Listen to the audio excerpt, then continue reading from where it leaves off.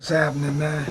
You got one of those cool voices too. Like when you get on the mic, it's real distinctive, man. Yeah, we here. All right, so let's talk about it, man. You know, everybody wants to talk to you about the album.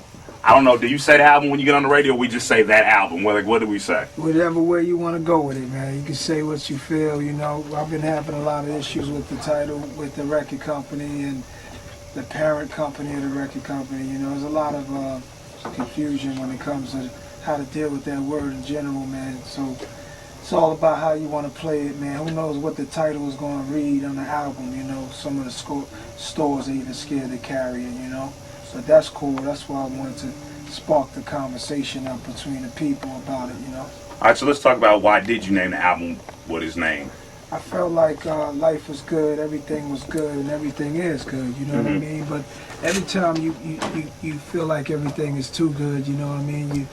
You know, it wakes you up. Something wakes you up, and you get reminded of the ugliness out here, man. So that was the original name of the Hip Hop Is Dead album. But at that time, the record label was definitely scared. Or I won't say scared, just wasn't ready for that. And so we went with the Hip Hop Is Dead joint. And right now is the best time for it because, I mean, we going through a lot, man, especially back home in the town, New York, man, with just the recent things that happened with the guy Sean Bell killed by the police and a lot of things happening up top. Yeah, you know what I'm saying? It was acquitted, cops got away, you know how the story goes.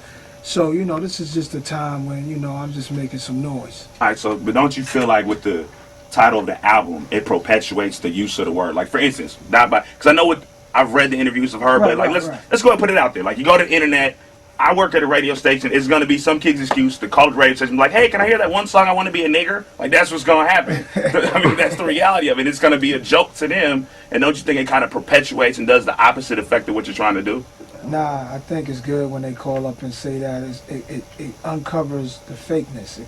They call up there and they say the word, or they don't say the word. They don't know how to say the word, and it makes us have to deal with it, whether they calling up the DJs, the radio programmers.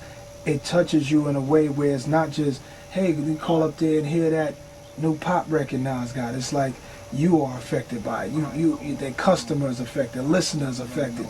It makes you ask me these questions. It makes you ask that caller that question. It makes the caller ask himself, what is this? Why do I want to hear this? Why do I want to hear this whole record? What has Nas got to say? And what do I feel about what he has to say? Because even yesterday, somebody, we do the show called The Takeover. You pick any 3 songs you want to hear. Somebody calls up and be like, yo, can I do a second song of The Takeover? I want to hear the Nas. I want to be a ninja too. Like, it was like one of those weird moments when he was on the phone with me and he was like, how do I ask for this song? I gotta be honest, man, when I was doing it, I didn't really think about it that far. I didn't really think that I would do anything on this record that would get radio. You know, when you think back to NWA, a lot of their records, it was nothing that could make radio, and it didn't matter because it hit the people, and the people understood all the records, whether it was F the Police, Straight Outta Compton, and then they later on found a way to clean it up and get it out there because the demand for it was so huge.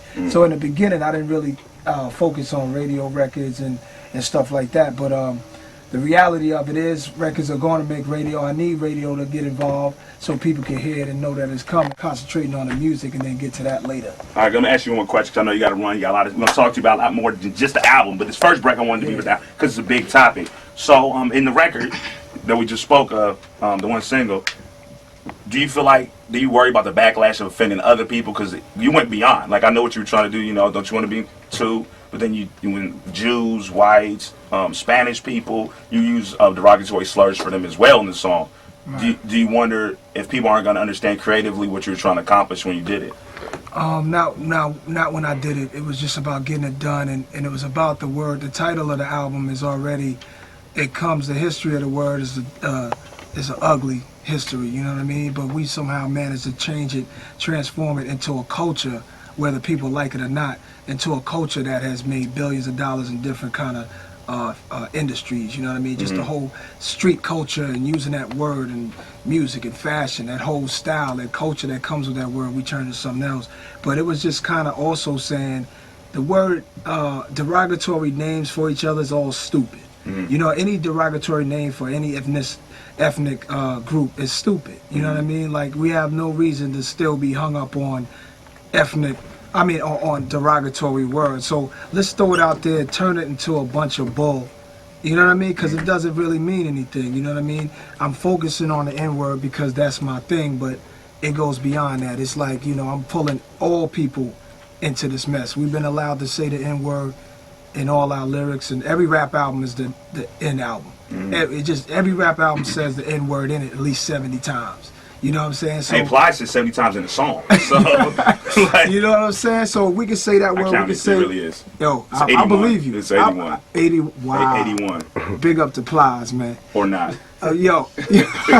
But the bottom line is we gotta get over the stupidity, man. So I'm mixing all the dumb words up together, and just at the end of the day, they mean nothing, man. Right. He's getting social issues in the hood or all over the world. Whatever I feel like I need to speak on, I always talk about it in all my other albums.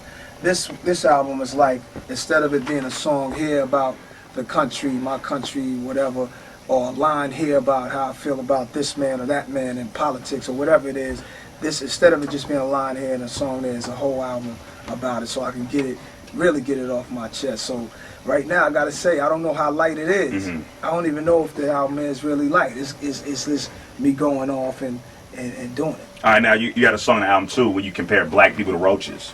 So talk about that comparison, what that song's all about. Because it's easy for me to say, y'all, you're making black people talk about, but it's always something deeper than that. So I want to give you an opportunity to go and explain in depth what I'm talking about. It's going to be hard to go into that. That's not really the objective of the song at all. I really want to wait till that song comes out. It's just me going off into different ideas, concepts, different metaphors and ways of saying things, you know what I mean? So I have fun with that record. I can't wait for people to hear that one. But it's not as, I don't think it's as crazy as it sounds. Okay, so let's go through the rumor mill. So I was reading a few months ago, I don't know where the process is right now, but they're considering making a Belly 2. Are you involved with that? What's going on with Belly 2? Belly 2 is something that's definitely has a potential to be made into a film. We got a little bit of things that we got to get together, like DMX.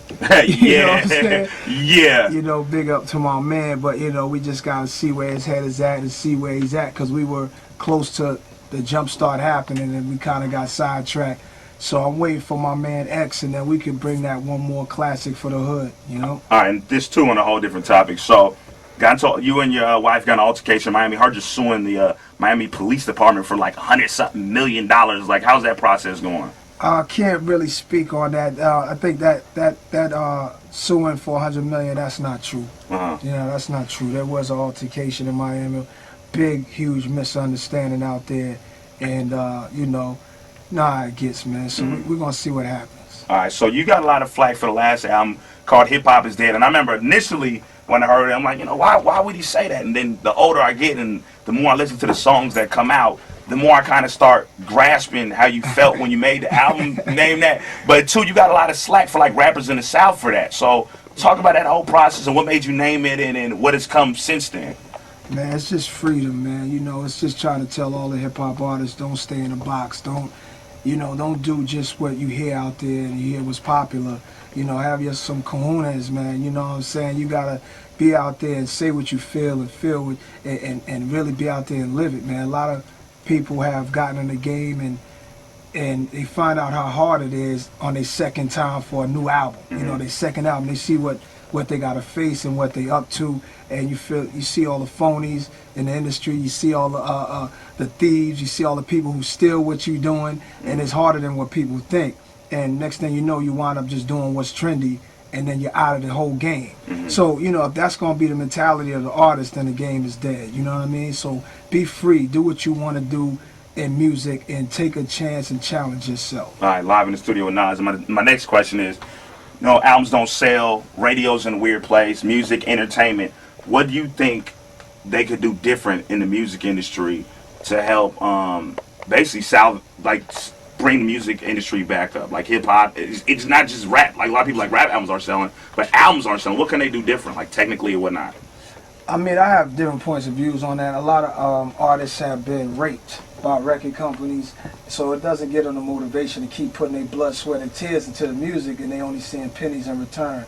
I think all the record companies should have been able to see the downfall of the record company coming when Napster hit, and instead they submitted to the way the internet was going, instead of holding on and sticking to their guns and really doing better deals for the artists, so the artists could have more money to feel better about doing the records they want to do, no matter what kind of slump we in. But you know, now that there's a huge slump in the record industry, I mean, who knows what's gonna happen, man? This thing is scary. You know what I'm saying? So I'm out here talking about issues that I think affect myself personally. You know what I'm saying? So I don't have to fall into that. I gotta have a hot record out right now. It's over. I think when people come to listen to me, they come to know that I'm coming from a sincere place, and it got nothing to do with what's happening in the industry, but more what's happening in the world. So I don't know, man. Who knows, man? All right. So last but not least, when's the album come out? I heard like early June, right? July 1st is July. the tentative date right now. I know I'm getting a lot of calls. They don't want me to push it back no more. Trust me, I don't want to push it back. It's very much complete at this point. Just fine tuning. So hopefully I can catch Independence Week, that July 4th week, hit y'all with some craziness. All right. So Nas live tonight, Showbox Soto. Make sure you get your tickets at the door, man. I appreciate it. Appreciate you. Thanks for having me. Perfect, man. Well, let me get a picture.